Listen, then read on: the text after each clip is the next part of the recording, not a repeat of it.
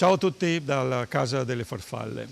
Sto per liberare le farfalle nate questa mattina, che ovviamente ho spostato dalla nursery, e la sto liberando nella serra dedicata all'Amazzonia, perché le farfalle che vedremo oggi sono le splendide e famose Blue Morpho, appunto del Centro e Sud America.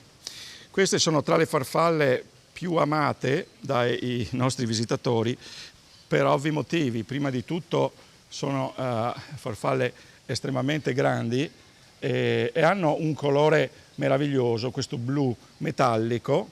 Qua potete vedere, questa è una femmina, la si riconosce perché ha i colori meno vistosi del maschio. Voi direte, ma come, è già bella blu, bellissima. Ecco, il maschio è ancora più blu e ancora non è in grado di volare, si vede che è nata da troppo poco tempo. Di solito il primo giorno volano poco, non si nutrono, aspettano il giorno successivo.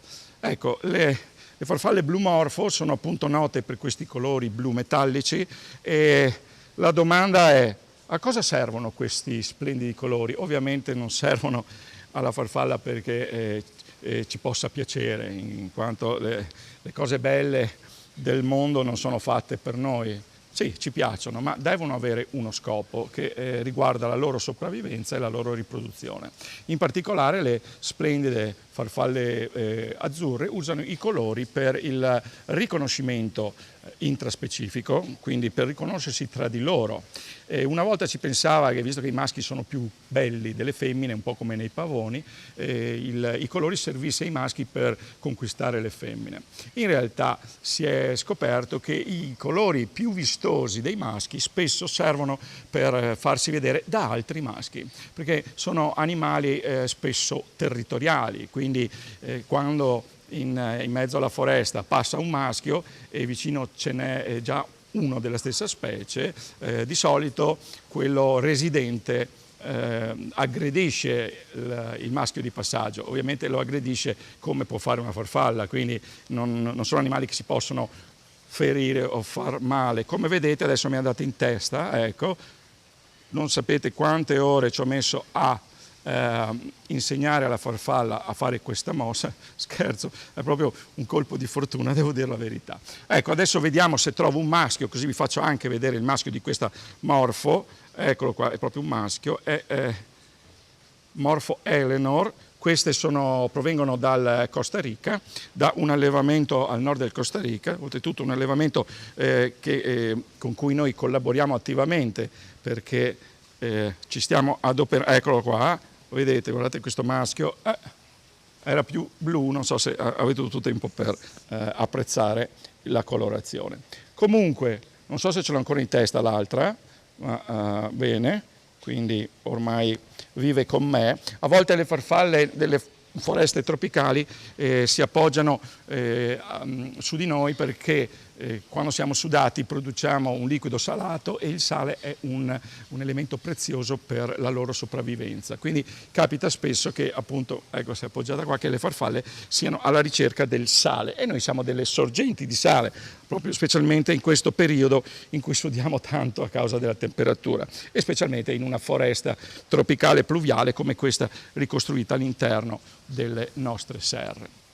Ecco, un'altra funzione di questo blu è l'effetto cosiddetto flash. Quando voi vedete in mezzo a una foresta volare una farfalla Morpho, dato che il colore, come vedete, ce l'ha solo ad ali aperte, perché ad ali chiuse la farfalla ha un colore mimetico con dei piccoli occhi che servono comunque a disorientare i predatori nel caso volessero colpirla. Quindi quando si vede volare una Morpho, in realtà non si vede una cosa blu che si muove, si vede una cosa che lampeggia di blu, perché solo quando l'ala è aperta con una certa angolazione fa vedere questo blu, che è un colore fisico, quindi non dovuto da pigmenti, ma dovuto alla trasformazione della luce bianca naturale da parte delle scaglie. È un effetto iridescente, un po' come l'arcobaleno, che non è colorato di per sé, è un effetto ottico. Questo effetto ottico della Morpho fa sì che quando tu la vedi volare, specialmente se sta fuggendo da un predatore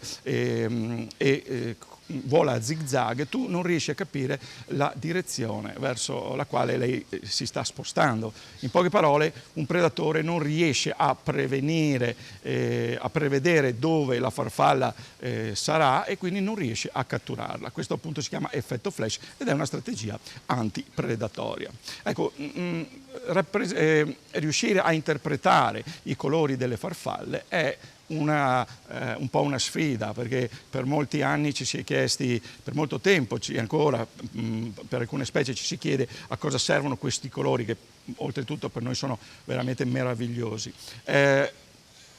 Io mi ricordo fino a quando ero piccolo che andavo a cercare nei libri a cosa servissero questi colori. Purtroppo nei libri di farfalle queste cose non sono scritte. Non capivo perché, poi ho capito, quando sono cresciuto, che non scrivono a cosa servono i colori perché non si sapeva.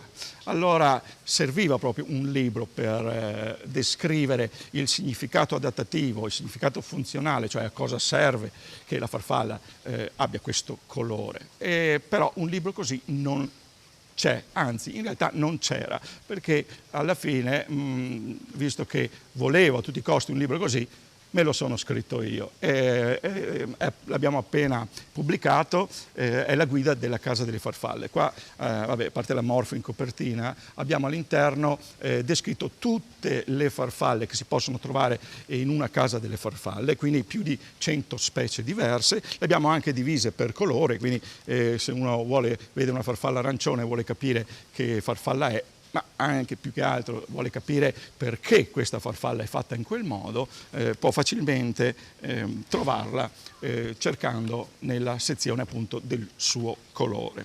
Ecco, mi sono dilungato un po' tanto, volevo salutare tutti e dirvi che vi aspetto qua alla Casa delle Farfalle, ovviamente non solo con queste splendide morfo che si nutrono anche di frutta marcia. Voi direte, ecco perché sono appoggiate su di te. No, come vi ho detto prima, sono su di me perché ancora non sono proprio pronte per volare.